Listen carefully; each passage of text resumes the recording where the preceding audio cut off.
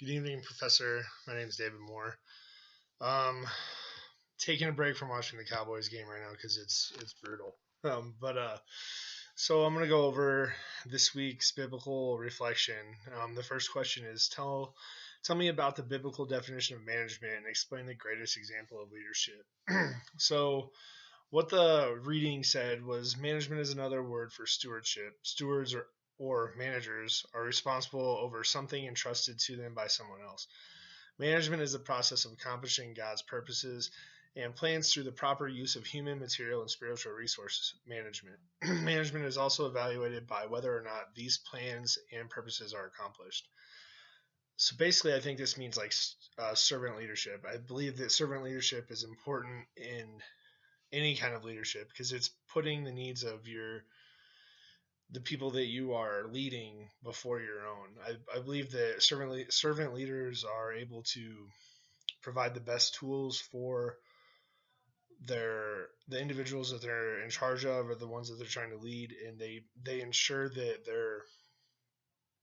they are able to accomplish whatever they need to.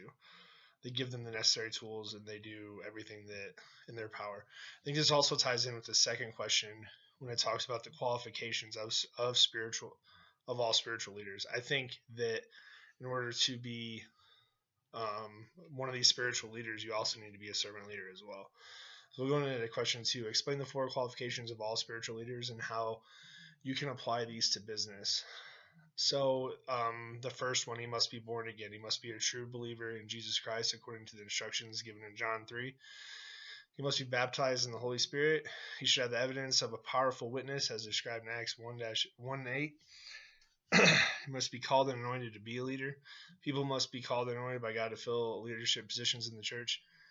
And he must be spiritually mature. A leader should not be a carnal believer or a new Christian.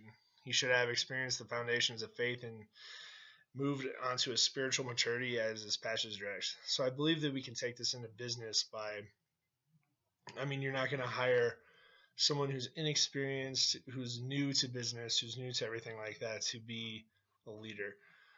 Also, they need to be mature. You should be spiritually mature in everything that you do.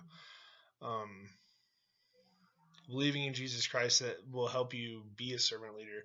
Being baptized in the Holy Spirit will also help you be a servant leader.